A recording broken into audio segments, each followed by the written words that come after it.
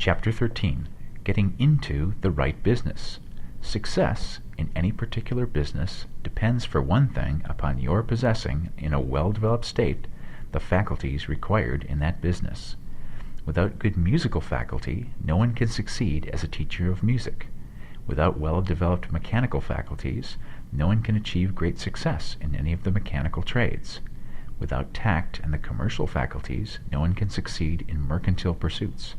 But to possess, in a well-developed state, the faculties required in your particular vocation does not ensure getting rich. There are musicians who have remarkable talent and who yet remain poor. There are blacksmiths, carpenters, and so on who have excellent mechanical ability, but who do not get rich. And there are merchants with good faculties for dealing with men who nevertheless fail. The different faculties are tools. It is essential to have good tools, but it is also essential that the tools should be used in the right way. One man can take a sharp saw, a square, a good plane, and so on, and build a handsome article of furniture. Another man can take that same set of tools and set to work to duplicate the article, but his production will be a botch. He does not know how to use good tools in a successful way. The various faculties of your mind are the tools with which you must do the work which is to make you rich.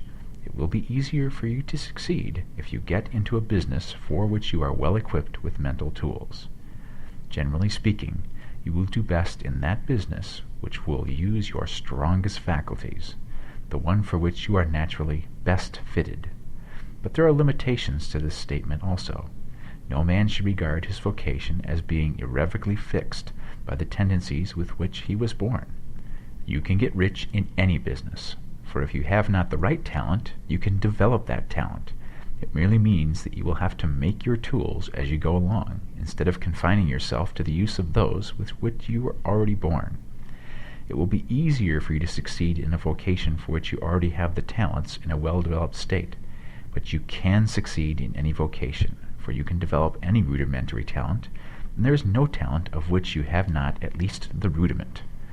You will get rich most easily in point of effort if you do that for which you are best fitted, but you will get rich most satisfactorily if you do that which you want to do. Doing what you want to do is life, and there is no real satisfaction in living if we are compelled to be forever doing something which we do not like, and can never do what we want to do. And it is certain that you can do what you want to do. The desire to do it is proof that you have within you the power which can do it. Desire is a manifestation of power. The desire to play music is the power which can play music seeking expression and development. The desire to invent mechanical devices is the mechanical talent seeking expression and development. Where there is no power, either developed or undeveloped, to do a thing, there is never any desire to do that thing. And where there is strong desire to do a thing, it is certain proof that the power to do it is strong, and only requires to be developed and applied in the right way. All things being equal, it is best to select the business for which you have the best developed talent. But if you have a strong desire to engage in any particular line of work, you should select that work as the ultimate end at which you aim. You can do what you want to do, and it is your right and privilege to follow the business or vocation which will be most congenial and pleasant. You are not obliged to do what you do not like to do, and should not do it except as a means to bring you to the doing of the thing you want to do. If there are past mistakes whose consequences have placed you in an undesirable business or environment, you may be obliged for some time to do what you do not like to do. But you can make the doing of it pleasant by knowing that it is making it possible for you to come to the doing of what you want to do. If you feel that you are not in the right vocation, do not act too hastily in trying to get into another one. The best way, generally, to change business or environment is by growth. Do not be afraid to make a sudden and radical change if the opportunity is presented, and you feel, after careful consideration, that it is the right opportunity. But never take sudden or radical action when you are in doubt as to the wisdom of doing so. There is never any hurry on the creative plane, and there is no lack of opportunity. When you get out of the competitive mind, you will understand that you never need to act hastily. No one else is going to beat you to the thing you want to do. There is enough for all. If one space is taken, another and a better one will be opened for you a little farther on. There is plenty of time. When you are in doubt, wait. Fall back on the contemplation of your vision and increase your faith and purpose, and by all means, in times of doubt and indecision, cultivate gratitude. A day or two spent in contemplating the vision of what you want, and in earnest thanksgiving that you are getting it, will bring your mind into such close relationship with the Supreme that you will make no mistake when you do act. There is a mind which knows all there is to know, and you can come into close unity with this mind by faith and the purpose to advance in life if you have deep gratitude. Mistakes come from acting hastily, or from acting in fear or doubt, or in forgetfulness of the right motive, which is more life to all and less to none. As you go on in the certain way, opportunities will come to you in increasing number, and you will need to be very steady in your faith and purpose, and to keep in close touch with the All-Mind by reverent gratitude.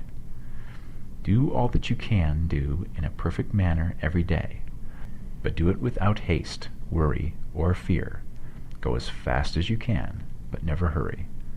Remember that in the moment you begin to hurry, you cease to be a creator and become a competitor.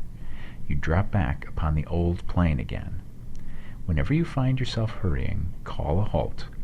Fix your attention on the mental image of the thing you want, and begin to give thanks that you are getting it. The exercise of gratitude will never fail to strengthen your faith and renew your purpose. Chapter 14. The Impression of Increase.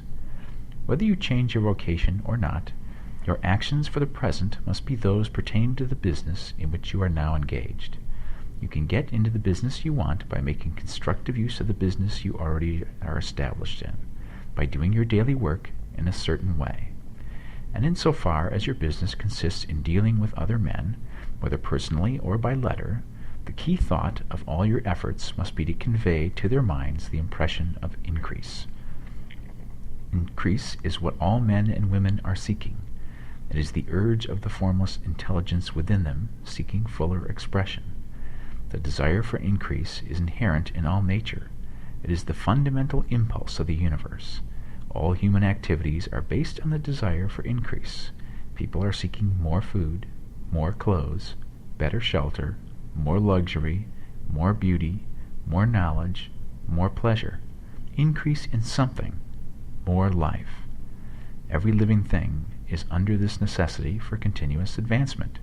Where increase of life ceases, dissolution and death set in at once. Man instinctively knows this, and hence he is forever seeking more. This law of perpetual increase is set forth by Jesus in the parable of the talents. Only those who gain more retain any. From him who hath not shall be taken away even that which he hath. The normal desire for increased wealth is not an evil or reprehensible thing. It is simply the desire for more abundant life. It is aspiration. And because it is the deepest instinct of their natures, all men and women are attracted to him who can give them more of the means of life. In following the certain way as described in the foregoing pages, you are getting continuous increase for yourself, and you are giving it to all with whom you deal. You are a creative center from which increase is given off to all. Be sure of this, and convey assurance of the fact to every man, woman, and child with whom you come in contact. No matter how small the transaction, even if it be only the selling of a stick of candy to a little child, put into it the thought of increase, and make sure that the customer is impressed with the thought. Convey the impression of advancement with everything you do, so that all people shall receive the impression that you are an advancing man, and that you advance all who deal with you. Even to the people with whom you meet in a social way, without any thought of business, and to whom you do not try to sell anything, give the thought of increase. You can convey this impression by holding the unshakable faith that you, yourself, are in the way of increase, and by letting this faith inspire, fill, and permeate every action. Do everything that you do in the firm conviction that you are an advancing personality, and that you are giving advancement to everybody.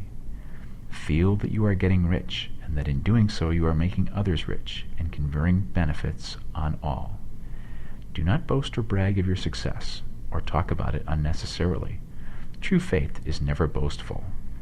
Wherever you find a boastful person, you find one who is secretly doubtful and afraid. Simply feel the faith, and let it work out in every transaction. Let every act and tone and look express the quiet assurance that you are getting rich, that you are already rich. Words will not be necessary to communicate this feeling to others. They will feel the sense of increase when in your presence, and will be attracted to you again. You must so impress others that they will feel in associating with you they will get increase for themselves. See that you give them a use value greater than the cash value you are taking from them. Take an honest pride in doing this, and let everybody know it, and you will have no lack of customers. People will go where they are given increase, and the Supreme, which desires increase in all, and which knows all, will move toward you men and women who have never heard of you. Your business will increase rapidly, and you will be surprised at the unexpected benefits which will come to you. You will be able from day to day to make larger combinations, secure greater advantages, and to go on into a more congenial vocation if you desire to do so. But doing all this, you must never lose sight of your vision of what you want, or your faith and purpose to get what you want. Let me here give you another word of caution in regard to motives. Beware of the insidious temptation to seek for power over other men. Nothing is so pleasant to the unformed or partially developed mind as the exercise of power or dominion over others. The desire to rule for selfish gratification has been the curse of the world. For countless ages, kings and lords have drenched the earth with blood in their battles to extend their dominions, not to seek more life for all, but to get more power for themselves. Today, the main motive in the business and industrial world is the same. Men marshal their armies of dollars and lay waste the lives and hearts of millions in the same mad scramble for power over others. Commercial kings, like political kings, are inspired by the lust for power. Jesus saw in this desire for mastery the moving impulse of that evil world he sought to overthrow. Read the 23rd chapter of Matthew, and see how he pictures the lust of the Pharisees to be called master, to sit in high places, to domineer over others, and to lay burdens on the backs of the less fortunate. And note how he compares this lust for dominion with the brotherly seeking for the common good to which he calls his disciples. Look out for the temptation to seek for authority, to become a master, to be considered as one who is above the common herd, to impress others by lavish display, and so on. The mind that seeks for mastery over others is the competitive mind, and the competitive mind is not the creative one. In order to master your environment and your destiny, it is not at all necessary that you should rule over your fellow men, and, indeed, when you fall into the world's struggle for the high places, you begin to be conquered by fate and environment, and your getting rich becomes a matter of chance and speculation. Beware of the competitive mind. No better statement of the principle of creative action can be formulated than the famous declaration of the late Golden Rule Jones of Toledo, quote, "What I want for myself, I want for everybody." Chapter 15. The Advancing Man. What I have said in the last chapter applies as well to the professional man and the wage earner as to the man who is engaged in mercantile business. No matter whether you are a physician, a teacher, or a clergyman, if you can give increase of life to others and make them sensible of the fact, they will be attracted to you, and you will get rich.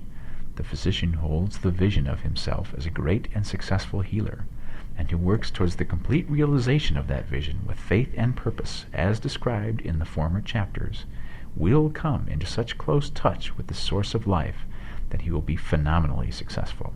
Patients will come to him in throngs. No one has a greater opportunity to carry into effect the teaching of this book than the practitioner of medicine. It does not matter to which of the various schools he may belong, for the principle of healing is common to all of them, and may be reached by all alike. The advancing man in medicine, who holds to a clear mental image of himself as successful, and who obeys the laws of faith, purpose, and gratitude, will cure every curable case he undertakes, no matter what remedies he may use. In the field of religion, the world cries out for the clergyman who can teach his hearers the true science of abundant life. He who masters the details of the science of getting rich, together with the allied sciences of being well, of being great, and of winning love, and who teaches these details from the pulpit, will never lack for a congregation. This is the gospel that the world needs. It will give increase of life, and men will hear it gladly, and will give liberal support to the man who brings it to them. What is now needed is a demonstration of the science of life from the pulpit. We want preachers who can not only tell us how, but who in their own persons will show us how.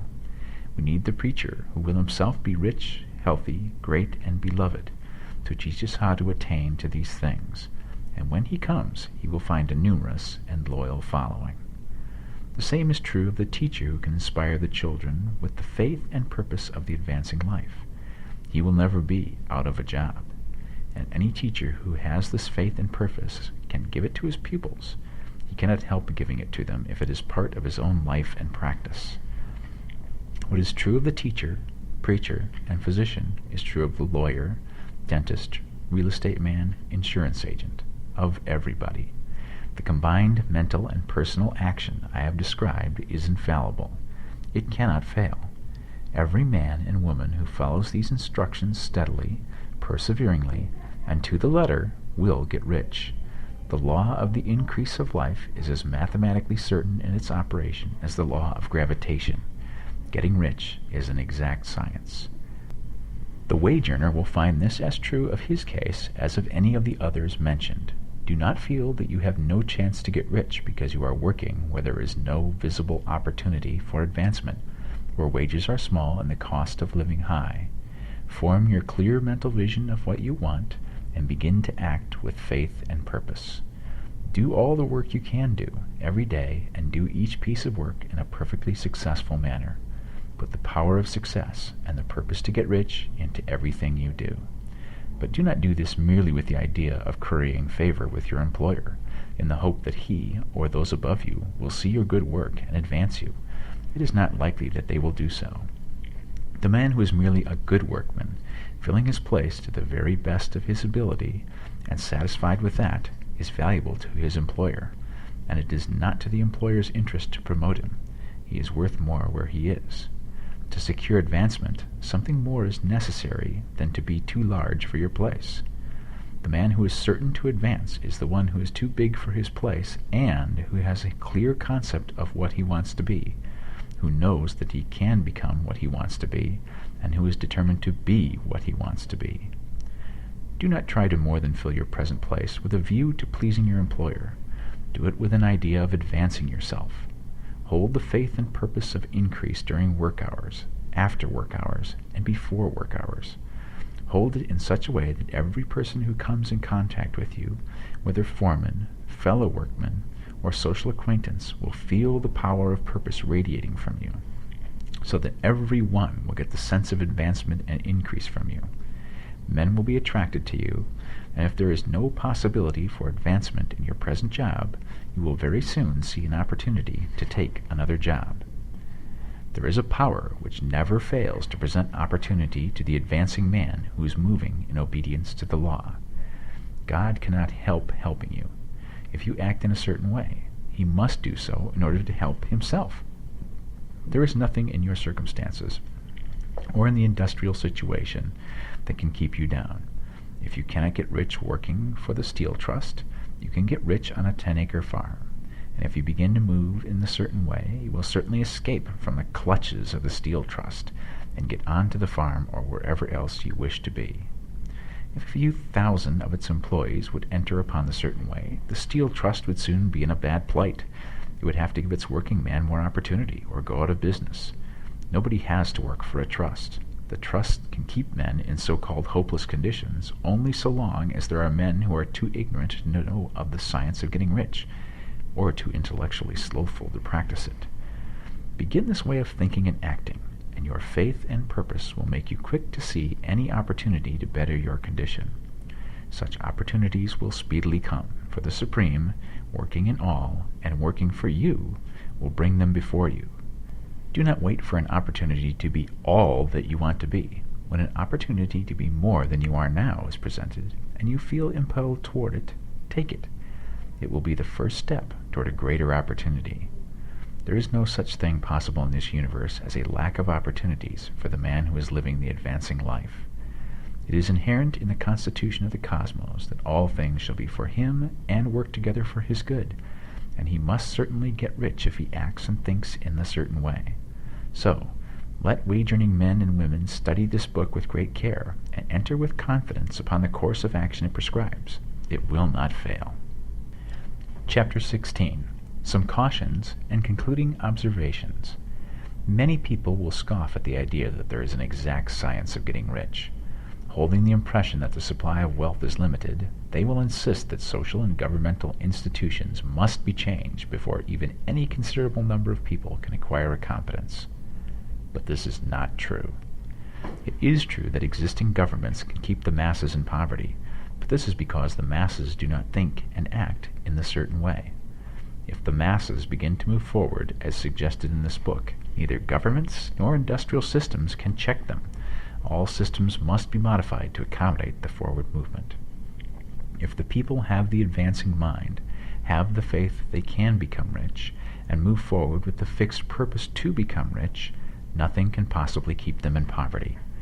Individuals may enter upon the certain way at any time, and under any government, and make themselves rich. And when any considerable number of individuals do so under any government, they will cause the system to be so modified as to open the way for others. The more men who get rich on the competitive plane, the worse for others. The more who get rich on the creative plane, the better for others. The economic salvation of the masses can only be accomplished by getting a large number of people to practice the scientific methods set down in this book and become rich. These will show others the way and inspire them with a desire for real life, with the faith that it can be attained, and with the purpose to attain it. For the present, however, it is enough to know that neither the government under which you live, nor the capitalistic or competitive system of industry can keep you from getting rich. When you enter upon the creative plane of thought, you will rise above all these things and become a citizen of another kingdom. But remember that your thought must be held upon the creative plane. You are never for an instant to be betrayed into regarding the supply as limited, or into acting on the moral level of competition.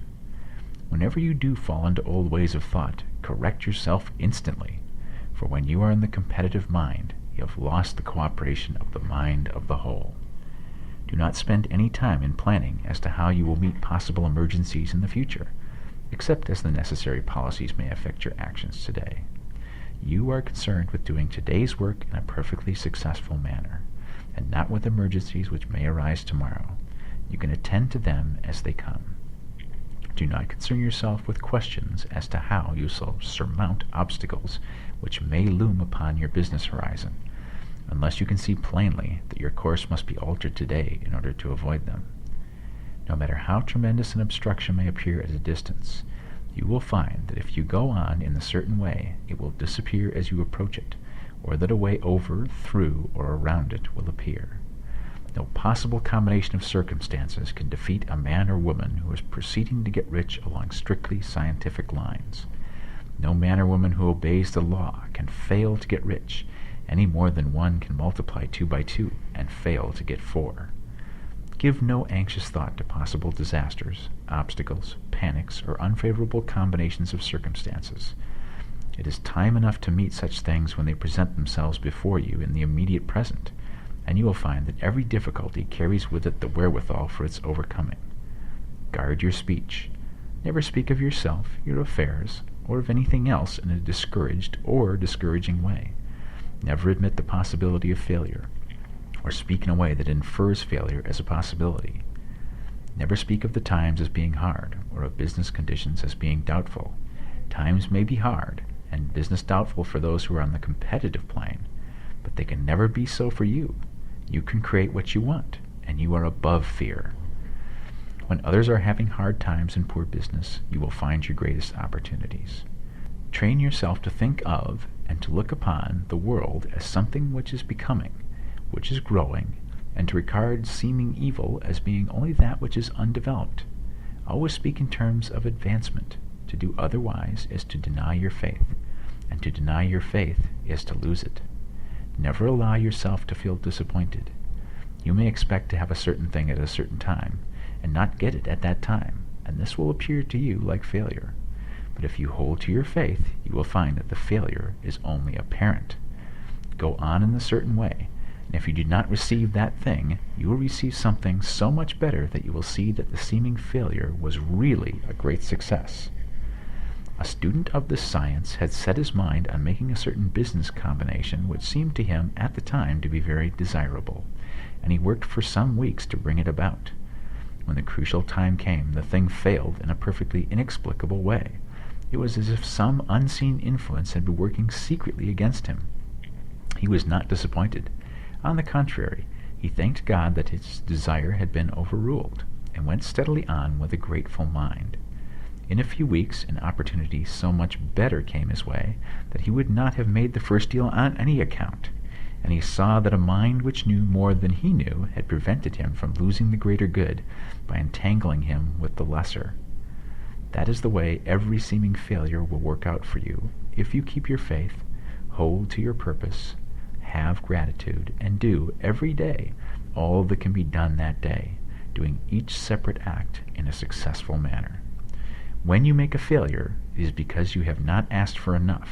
Keep on, and a larger thing than you are seeking will certainly come to you. Remember this.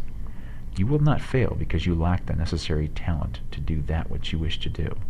If you go on as I have directed, you will develop all the talent that is necessary to the doing of your work.